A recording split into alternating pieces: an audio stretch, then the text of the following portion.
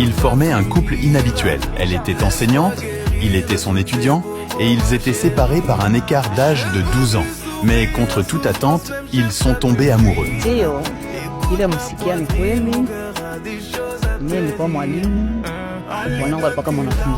Tout le monde autour d'eux ne soutenait pas leur relation en raison de la grande différence d'âge et de leurs rôles à l'école. Mais le jeune homme a réussi à conquérir sa professeure.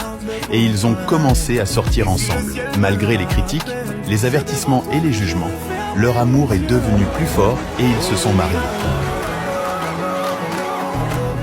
Maintenant, ils sont ensemble depuis 5 ans.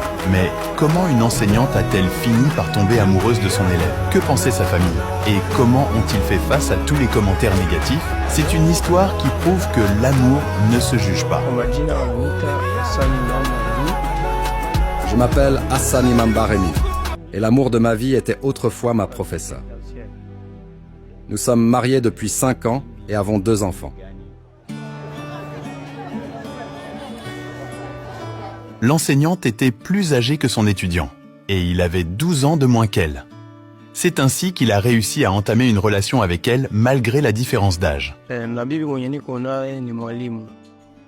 Ma femme était mon professeur au lycée, de la 5e à la 6e année. Elle venait chez moi pour m'aider à faire mes devoirs et m'expliquer les choses. Cela signifie que nous passions beaucoup de temps ensemble et petit à petit, j'ai commencé à l'aimer beaucoup.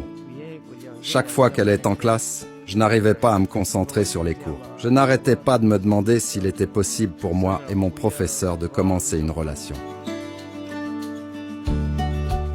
Malgré les distractions des autres camarades de classe potentiellement attirantes, Rémi n'avait d'yeux que pour sa professeure et a dû passer à l'acte. Je me rappelle, avant de faire l'examen d'État. En 6e année, à l'approche des examens, j'ai avoué mes sentiments et je lui ai dit à quel point je l'aimais et combien il avait été difficile de le lui dire parce qu'elle était beaucoup plus âgée que moi et que je serais potentiellement rejeté. Et lorsque l'heure de mes examens nationaux est arrivée, elle m'a ignoré et m'a seulement dit de ne pas m'inquiéter, que je réussirais et que c'était peut-être une bonne chose. Peut-être était-ce une façon de m'aider à me concentrer sur mes examens. J'ai passé mes examens, je les ai réussis et j'ai obtenu mon diplôme. Mais j'ai immédiatement cherché auprès d'elle une réponse qui résonnait dans mon cœur. Je ne pouvais pas abandonner. Mon amour était trop fort. Sa détermination a d'abord été confrontée à des découragements initiaux, à des défis, à des réactions sceptiques et incrédules. C'est vrai, c'est pas facile. La révélation était choquante, j'étais surprise. Je ne pouvais pas croire qu'un étudiant me dise qu'il m'aime et veut une relation sérieuse. Je pouvais voir en classe qu'il ne se concentrait pas sur ses leçons. Au début, j'ai pensé qu'il plaisantait, et j'ai même réagi durement en lui disant qu'il me manquait de respect. Mais comme on dit, on ne sait jamais ce que l'avenir réserve. La personne que j'ai toujours négligée et verbalement maltraitée continuait de me parler matin et soir. Mais avec le temps, quelque chose a changé. Son affection constante et son véritable souci ont réussi à percer mes défenses. C'est arrivé comme par magie, car il n'y a pas de façon d'expliquer cela. Je me suis simplement retrouvée à l'aimer et à vouloir le voir tous les jours. Ils ont transformé le scepticisme en soutien, prouvant que l'amour, dans sa forme la plus authentique, ne connaît pas de frontières. Ils se sont mariés et leur mariage a prospéré. Les critiques sont venues de différentes directions.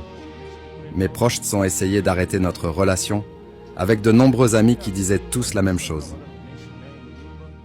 Ils disaient tous que je ne pouvais pas choisir une femme aussi âgée que ma mère, mais l'amour va au-delà de l'âge. La réaction a été intense. Je me souviens vivement que sa mère et ses sœurs ont toutes dit que peut-être j'avais ensorcelé leur fils et qu'ils ne pensaient peut-être pas de manière critique, ajoutant que c'était la raison pour laquelle ils ne prenaient pas de bonnes décisions. Elles ont coopéré et combattu le même ennemi qui était moi. Elles m'ont même dit que si nous nous croisions dans la rue, elles me battraient, mais l'amour que j'avais pour lui ne faisait que s'intensifier à mesure que chaque défi renforçait notre lien. Je suis sûre que même à l'école, ils auraient pu me demander de démissionner, mais comme le garçon avait terminé ses études, cela ne les concernait plus. Mais néanmoins, le comité disciplinaire de l'école a dû demander si notre relation était sérieuse. La même chose s'est produite avec ma famille, où ils m'ont demandé de laisser le jeune homme tranquille et de chercher des hommes plus âgés et même riches. Malgré le monde qui essayait de les séparer, leur engagement ne faiblissait jamais. Ils ont transformé le scepticisme en soutien, prouvant que l'amour, dans sa forme la plus authentique, ne connaît pas de frontières. Ils se sont mariés et leur mariage a prospéré. 5 ans plus tard, nous avons prouvé que nos détracteurs ont tort. Notre amour a grandi, béni par des enfants et soutenu par ceux qui doutaient autrefois de nous, et nous attendons avec impatience ce que la vie nous réserve. Dieu a fait des merveilles et sa famille nous aime et nous rend visite plus souvent maintenant. Je continue d'enseigner aux élèves et pour moi, c'est quelque chose que j'aime. J'ai une passion pour l'enseignement des jeunes parce que, comme chacun le sait, l'enseignement est moins bien rémunéré par rapport à d'autres carrières. Mais nous le faisons simplement parce que nous aimons cela.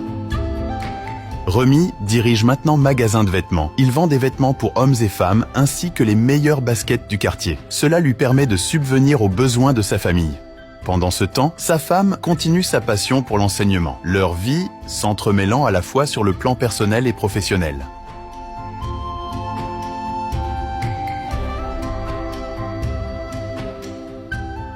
Mouïza tient un petit commerce ici aussi pour essayer de joindre les deux bouts. Il a été un camarade de classe de Rémi de la 3e à la 5e année et ils partageaient le même banc.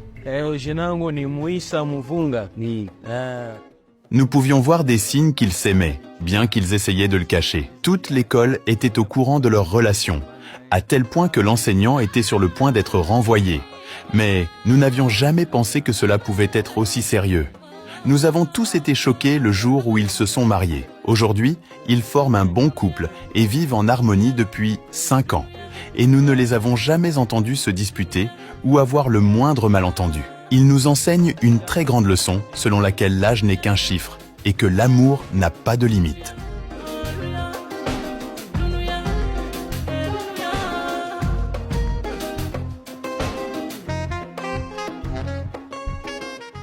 La femme est heureuse que tous ceux qui ont douté d'eux, bien avant qu'ils ne se mettent ensemble, aient eu tort.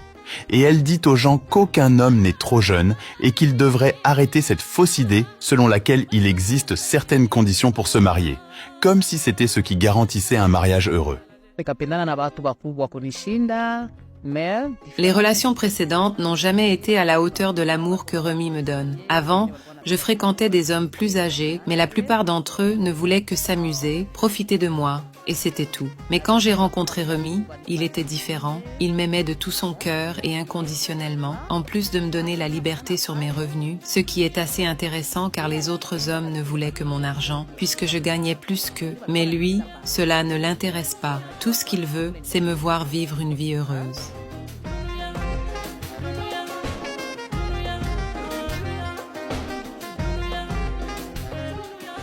Dans un monde où l'amour suit souvent des chemins traditionnels, l'histoire de Rémi et de sa femme défie l'ordinaire. Leur parcours, d'une histoire d'amour en classe à un partenariat de toute une vie, est un récit puissant qui remet en question les normes sociétales et célèbre la force de l'amour véritable.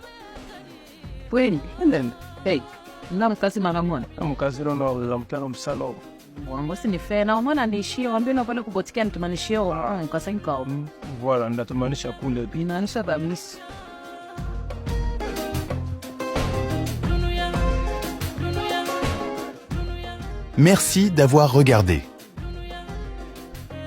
Si vous avez aimé cette histoire, pensez à vous abonner.